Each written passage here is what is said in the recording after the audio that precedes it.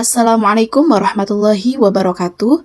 Kembali lagi bersama kami program Know Will Learn dengan topik menyusun perangkat P5 ala Ponpes Az-Zainiyah Part 2. Sebelumnya kita telah mempelajari bagaimana P5 di Pondok Pesantren Az-Zainiyah. Bagaimana kita bisa memanfaatkan P5 menjadi media penguat 4 tujuan Pondok Pesantren Az-Zainiyah. Namun Bapak Ibu, jangan lupa P5 kita harus ada internalisasi agama dan perlu memunculkan karakteristik Pondok Pesantren Az-Zainiyah. Bagaimana keterkaitan antara 4 tujuan Pondok Pesantren Az-Zainiyah dengan P5? Ingat, P5 dihadirkan untuk memperkuat profil pelajar Pancasila. Lalu Bapak Ibu, yuk kita lihat ke depan bahwa ada 6 dimensi profil pelajar Pancasila. Yang pertama adalah beriman bertakwa kepada Tuhan Yang Maha Esa dan berakhlak mulia. Tidakkah Bapak Ibu asing dengan istilah berakhlak mulia? Ya, itu merupakan salah satu tujuan Pondok Pesantren Az-Zainiyah. Yang kedua adalah mandiri. Tidakkah Bapak Ibu ingat bahwa kita juga punya tujuan mampu hidup mandiri? Bergotong royong, berkebinekaan global, bernalar kritis, kreatif. Itu semua merujuk kepada apa Bapak Ibu?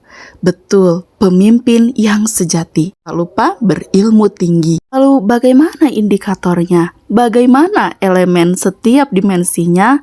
Bapak Ibu bisa lihat dari setiap dimensi akan diturunkan menjadi beberapa elemen, bisa menjadi patokan kita ketika melakukan proyek. Elemen ini juga berfungsi untuk menjadi pacuan rubrik penilaian untuk anak-anak kita. Dari keenam dimensi ini, mana yang harus kita pilih? Kita harus memprioritaskan kebutuhan berdasarkan POR pendidikan sekolah Bapak Ibu. Prioritaskanlah dimensi yang mengalami penurunan atau mungkin stagnan. Kemudian kita masuk ke dalam tema P5.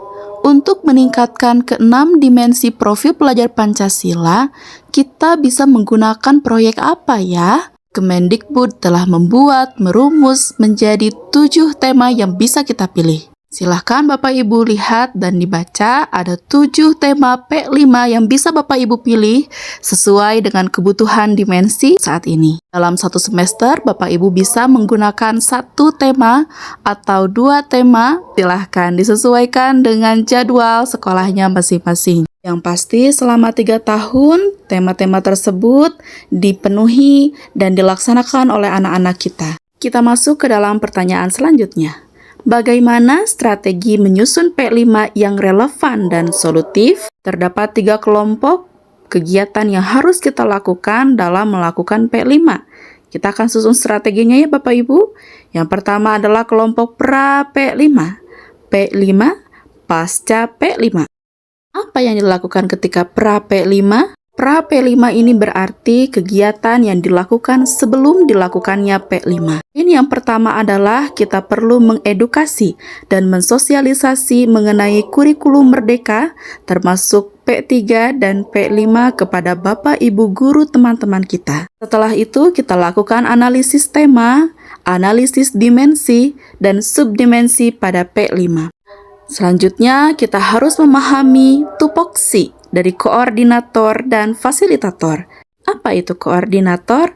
Adalah seseorang yang berkoordinasi, yang merumuskan, yang menyusun kegiatan P5 dan memastikan agar kegiatan P5 ini berjalan sesuai dengan rencana. Tim koordinator ini bisa diisi oleh teman-teman dari Bapak Ibu yang sekiranya bisa relevan dengan materi atau tema yang Bapak Ibu pilih. Misalnya gaya hidup berkelanjutan dan di mana di dalamnya membutuhkan inovasi-inovasi sains dan beberapa materi yang dasarnya dari kelompok sains bisa mengikut sertakan guru-guru sains ke dalamnya ataupun bisa memasukkan guru prakarya ke dalamnya. Yang dimana mereka ini akan berkoordinator, menyusun, merancang, merumus sehingga kegiatan P5 ini berjalan terarah, tersusun, sistematis, dan yang pasti mencapai tujuan-tujuan dimensi. Lalu, bagaimana dengan sisanya?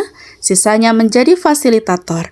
Apa itu fasilitator? Adalah guru-guru yang memfasilitasi, membantu berjalannya P5 ini, membantu merapihkan anak, mengarahkan anak-anak sesuai dengan arahan yang telah dibuat oleh koordinator. membantu berlangsungnya asesmen diagnostik, formatif maupun sumatif. Misal ketika anak-anak sedang melakukan presentasi, Bapak Ibu fasilitator bisa membantu menilai keaktifan anak, gaya komunikasi, dan presentasinya. Poin selanjutnya adalah pembagian kelompok P5 per tema. Bisa dalam satu sekolah terdapat 21 guru. Maka silahkan diskusikan bersama-sama siapa yang mau menjadi koordinator dari tema-tema yang ada dalam P5. Berarti dibagi menjadi 7 kelompok. Misal semuanya rata menjadi 3 orang per kelompoknya. Bapak Ibu yang masuk ke dalam kelompok tema-tema ini merupakan para koordinator. Misal saya Lilis masuk ke dalam gaya hidup berkelanjutan, maka saya menjadi koordinator dalam tema gaya hidup berkelanjutan. Untuk tema yang lain, saya berperan sebagai fasilitator. Mengapa harus dikelompokkan sejak dini? Bapak Ibu, menyusun P5 ini bukan merupakan hal yang mudah. Tapi jangan pesimis ya Bapak Ibu, dah gak sulit-sulit amat sebetulnya mah. Perlu dikeureuh bahasa Sundanya mah. Perlu ditekuni. Agar memudahkan juga ketika nanti ada waktu yang memungkinkan untuk dilakukannya P5, maka tinggal dilakukan P5. Karena biasanya ini suka ada jadwal dadakan ya, walaupun ini tidak baik sebetulnya.